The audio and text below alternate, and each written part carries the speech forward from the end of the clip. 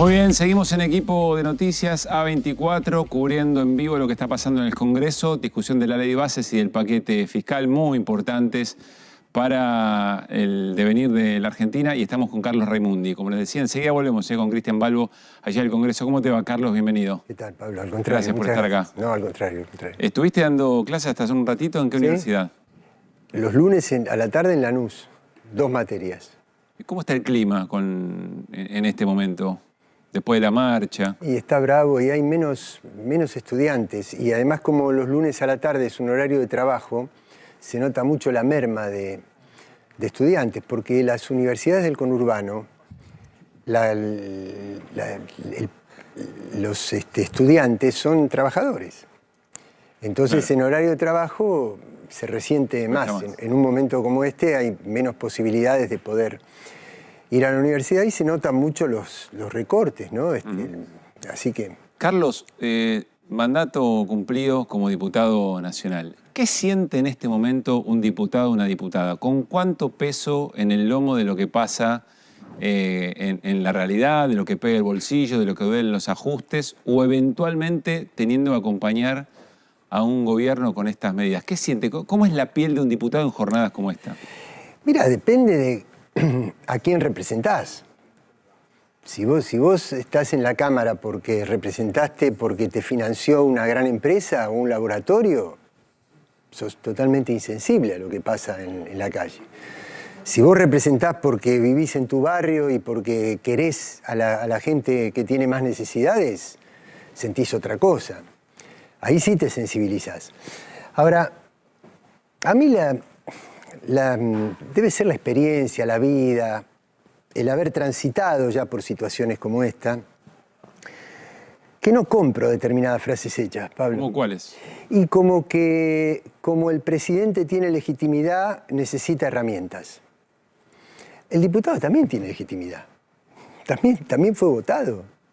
Y fue votado para representar determinadas cosas. Hubo un presidente que representa a un 50 y tantos % en la segunda vuelta, y hay diputados que representan el 40 y pico % restante. Y en honor a esa representación tienen que sostener sus posturas. No es un dogma la legitimidad de origen, porque si vos ves una legitimidad de origen que realmente hay y que hay que valorarla y respetarla, porque la voz del pueblo cuando vota es sagrada. Pero después ves hambreando gente, esto que decían de los jubilados, que a todos nos ha tocado, que van a la farmacia y dejan de comprar un remedio, o un laburante de 50 y pico de años que tiene que saltar un molinete porque no puede pagar la tarifa del boleto del tren. Entonces vos decís, yo veo esa escena de la realidad, no de la retórica, de la realidad. Y después me dicen la frase, un presidente necesita herramientas. Depende qué represento yo. ¿Pero a quién le decís esto? Porque francamente Diego Santilli, como representante del PRO, está muy de acuerdo con esta reforma. Está votando a conciencia el PRO, por ejemplo. ¿A quién te referís en concreto? Porque Unión por la Patria y el Frente de Izquierda votan en contra y así lo plantean. Y bueno, la verdad yo no estoy respirando el clima de la Cámara en este momento, pero yo creo que debería haber legisladores Pero perdón, Tetaz, por ejemplo, sí, está de acuerdo con la reforma laboral y con varios que se hizo cargo de eso. Por ejemplo, dice él particularmente que no va a votar ganancias. Digo, ¿vos creés? Porque acá hay, dentro del propio Unión por la Patria, hay provincias, no sé, que harán los diputados de Catamarca, por ejemplo. Yo estoy en duda qué van a hacer, porque por un lado figuran parecido a lo que están haciendo los de Tucumán y en otro lado dicen que no. Esa gente... En Córdoba, por ejemplo, generalmente Candelaria de la Sota vota distinto al resto, pese a que pertenece al grupo de Córdoba. ¿Vos creés que con tantas leyes, a lo que están haciendo los de Tucumán y en otro lado dicen que no? Esa gente, en Córdoba, por ejemplo, generalmente Candelaria de la Sota vota distinto al resto, pese a que pertenece al grupo de Córdoba. ¿Vos creés que con tantas leyes va a haber varias leyes donde varios diputados se van a desgranar por convicciones personales o van a ser todos monolíticos? Y no lo sé. Es muy difícil que me hagas esa pregunta porque hay que estar dentro de la discusión.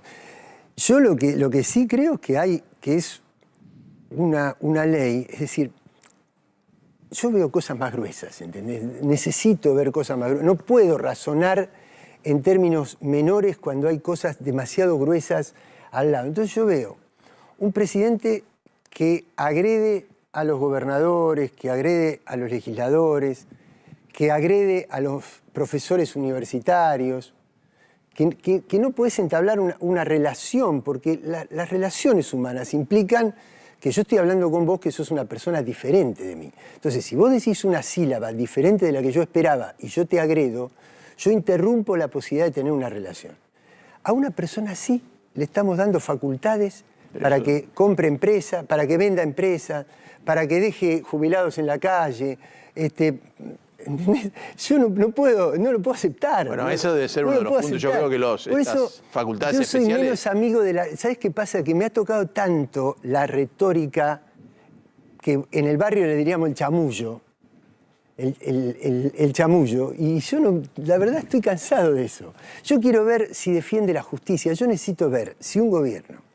Acá vos tenés la gente que tiene mucho dinero. Y acá tenés la gente que tiene menos dinero. Si un gobierno trata de que los que tienen el dinero de los que tienen más vaya a los que tienen menos, yo lo apoyo y después converso los detalles. Ahora, si un gobierno a la gente que tiene menos le saca para darle a los monopolios y para entregar la riqueza del país al extranjero, y te digo la verdad, haceme el chamullo que quieras. Haceme el número que quieras, haceme la cuenta que quieras, pero yo no te puedo apoyar. ¿Pero por qué? Porque filosóficamente estamos en lugares completamente distintos. Dame un segundito, perdóname, Fer. Voy de vuelta al Congreso, está Cristian Balbo con Victoria Tolosa Paz, creo. Siempre pienso que por ahí el diputado o la diputada está en un momento de clima, ¿no? Muy álgido, y le agarra la chicharra y debe pensar, justo con esta frase me quería lucir, me agarra la chicharra. Carlos, te quiero preguntar por el radicalismo, por tu origen radical. Quiero preguntarte si te entusiasma de alguna manera la división que hoy hay en el radicalismo. Hay un sector con una suerte de reflejo democrático institucional, por lo menos así lo plantean, y otro que sigue a pie juntillas casi lo que plantea Milei. ¿Hay una posibilidad, crees vos, ahí de sumar al radicalismo hacia una postura opositora más clara? Y ojalá que sí. La verdad que tampoco estoy en las negociaciones cotidianas. No, por lo que ves, te sí, digo, ¿no? Siempre, toda la vida hubo en el radicalismo esas alas, ¿no? Ahora últimamente fue tal el predominio de las personas que prefirieron aliarse hacia la derecha que medio que llevaron a la rastra todo el resto, ¿no? Y los que no piensan así se fueron del radicalismo, se fueron antes. Ahora, si aún así quedan personas... Sí, creo que sí. Creo que también depende mucho de nosotros, de lo que fue el movimiento nacional popular que gobernó los 12 años y medio, de tener una actitud más empática, ¿no? Más empática. ¿Qué quiere decir? Y quiere decir lo siguiente. Pablo, empezar por decir, probablemente no hicimos todo bien. No hicimos todo bien. Y hay que reconocer que hay cosas que no... Por ejemplo... Yo defiendo al Estado porque es indelegable, porque es irreemplazable, porque es imprescindible el Estado. Pero convengamos que es bueno, sería bueno revisar si en todos los ámbitos el Estado funciona bien. Entonces ahí vos decís, te invito a conversar esto. Te invito a conversar la educación pública. Te invito a conversar el sistema tributario, que es mucho más amplio que ganancias. ¿Y por qué no se hizo en el momento que se fue gobierno? Yo no tuve una responsabilidad central en el gobierno, no te puedo contestar sobre decisiones estratégicas. Lo que quiero decir es que de todos lados tenemos que... Porque es tan grave lo que está pasando, tan grave. Porque estamos como dando vuelta y entregando el sentido de las palabras. Son palabras muy profundas. La palabra libertad es muy profunda como para que se le apropie una persona que lo que está haciendo es empobrecer a todo el pueblo. Y cuando un pueblo se empobrece, está cada vez más lejos de la libertad, no más cerca. Un chico que está pidiendo una limosna en una esquina, por más que haya una ley que le dé libertad para entrar en la universidad, no va a entrar. Entonces tenemos que darle otro sentido a la palabra libertad. La palabra libertad va asociada a derechos, a movilidad social. Eso hay que discutir en otro tono, tal vez las mismas cosas. Lo mismo la propiedad. Yo creo en la propiedad. Ahora, si es la propiedad privada exclusivamente y la renta exclusivamente privada, el litio, el otro día lo dijo, Milei en la cadena dijo, hay 4 grandes cuencas de riqueza en la Argentina. Y Cristina también lo repitió el sábado.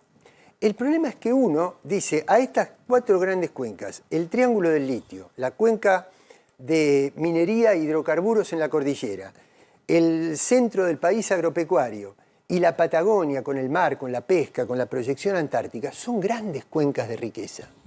Ahora, el problema es quién se la lleva a la riqueza. Eso es propiedad del pueblo, y ahí voy a la propiedad. Eso es propiedad del pueblo argentino. Eso, si viene una empresa y va a trabajar con semillas al desierto, no va a ganar nada. Si gana, es porque hay una tierra que florece, que germina, que es nuestra, no es de él. Él debe cobrar por su trabajo, pero la riqueza de los recursos naturales estratégicos es de la Argentina. Entonces, el pueblo tiene que reapropiarse de eso. ¿Qué es lo que hace Milei? Se lo da a los grandes consorcios monopólicos privados. Entonces, es lo contrario de la apropiación del pueblo. El pueblo se tiene que apropiar de eso porque es nuestro. Entonces, sí creo que se pueden construir. Vos fíjate, la marcha del otro día de la educación fue extraordinaria. Jóvenes, familias muy humildes que eran que mandaban al hijo por primera vez a la universidad. Fue sobre un tema que es la educación pública. El litio no genera la misma movilización. Hay que hacerlo generar. Hay que hacerlo generar. El pueblo, lo hablamos, mirá, lo hablamos con vos creo en la radio hace poco. El pueblo en estado de gesta. El pueblo argentino. El pueblo en estado de gesta. Tiene una tradición de movilización, de cambiar la historia. La cambió en 1810, la cambió con los caudillos, la cambió en el funeral de Irigoyen, la cambió el 17 de octubre, la cambió en el Cordobazo, la cambió en el 2001. Vos tenés un pueblo que 5 millones de personas salieron a la calle por un seleccionado de fútbol. ¿Cómo no podés transformar esa energía, esa libido del pueblo que siente, que quiere sentirse convocado, que tiene la necesidad? Es más, pues es que yo me estaba acordando, cuando fue lo de las Malvinas, el pueblo también salió a la calle por una causa equivocada, no porque esté equivocado pensar que la soberanía era de Malvinas. Lo que era equivocado es creer que la iba a recuperar Galtieri. Pero sin embargo salió, ¿y qué es lo que veo de positivo ahí? No el hecho político, el aprovechamiento político de la dictadura, sino la necesidad de un pueblo de protagonizar. Entonces, cuando yo tengo un pueblo así, ¿cómo no lo voy a enamorar poniéndole un proyecto de futuro con todas estas cosas? Pero Carlos, quien lo puede convocar tuvo una derrota electoral y política muy fuerte. Parecen estar rotos los canales de representación. Y bueno, convocaron los rectores a esta movilización. Sí, claro. Bueno, es que hay una parte del pueblo que todavía no quiere reconciliarse con nosotros. Pero si vos te abrís y vos decís, mirá, reconozco que no te representé porque cometí errores, como por ejemplo haber pospuesto discusiones, pero además lo está planteando la propia Cristina en su documento, planteó, discutamos la inseguridad. Nosotros no discutimos la inseguridad durante mucho tiempo. Discutamos la cuestión impositiva. Si vos a una pyme le tenés que hacer aprender 5 idiomas para que pueda llenar un formulario y presentar en la AFIP, lo estás agobiando, lo estás aturdiendo. Entonces tenemos que entender que esas son discusiones que fuimos posponiendo y que las tenemos que dar.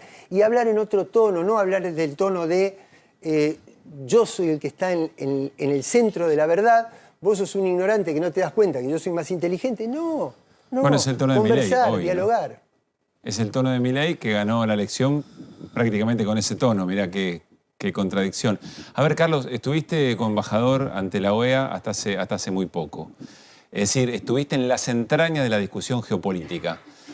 Hay Estados Unidos, otros países que han declarado que el litio es prácticamente una cuestión de seguridad nacional para ellos. ¿Están observando esta sesión de hoy, por ejemplo? Sí, por supuesto. ¿En qué sentido? Sí, desde luego. Mira, déjame decir una cosa primero que también es de la experiencia como legislador. Hay veces que es una técnica tan elemental que es presentarte una ley. Viste que te dicen, la presentaron con 600 y pico de artículos, quedaron nada más que 300, quiere decir que... Bueno, es como si yo te dijera, mira, Pablo, yo te voy a cortar los 2 brazos y las 2 piernas. Y después termino diciéndote, te voy a cortar nada más que una pierna. Entonces vos decís, qué bueno que sos, me va a cortar nada más que una pierna.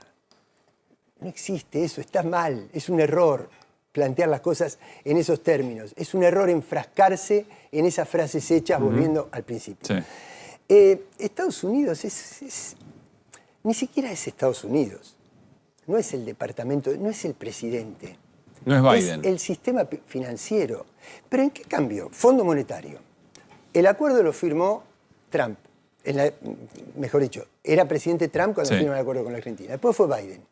Yo me cansé no recibir porque no me venían a ver a mí, sino de estar en Washington cuando venían funcionarios a creer que iban a arreglar con el Fondo Monetario porque ahora estaban los demócratas. ¿Qué pasó? Mirá cómo estamos. Mirá el ajuste, mirá la devaluación, mirá las presiones, mirá las políticas de austeridad. Entonces, no son los presidentes. El presidente modifica un poco el clima interno de los Estados Unidos. Pero comparado con BlackRock, comparado con los grandes servidores de la tecnología digital, comparado con los productores de armas que están generando guerras en el mundo porque no pueden obtener ganancia por otro lado y la tienen que obtener incrementando el aparato militar industrial. No es el presidente. Es más, sobre América tiene mucho más incidencia el acuerdo demócrata-republicano de Miami, del estado de la Florida, que el Departamento de Estado. Por experiencia te lo digo, lo podríamos desarrollar y explicar. Carlos, pensando en el espacio opositor, si querés, del peronismo y demás, Nacional Popular, de cara al futuro, ¿vos ves que tendría que ubicarse más hacia el centro, si querés, en el marco de las categorías de izquierda-derecha, para convocar a más gente o qué? ¿Cuál fue los errores y qué pensás hacia adelante? Yo creo, Hernán, que... A ver, te voy a poner un ejemplo. Yo creo que hay que profundizar, es lo contrario, hay que ir a fondo. Ir a donde no llegamos, llegar y trascender. Vamos a poner un ejemplo. Vamos a suponer que hoy se decide esta ley, mañana se privatiza una empresa. Llegamos nosotros, llega de nuevo el Movimiento Nacional y Popular al gobierno, recupera la empresa. Y después tenés el CIADI. Y después tenés los tribunales que en aquel momento fueron de Griesa, que son de Wall Street, que son empleados de los grupos económicos que se apropiaron de la empresa y que te van a hacer juicio internacional después. ¿Qué tenés que hacer con eso? ¿Adaptarte a ese sistema?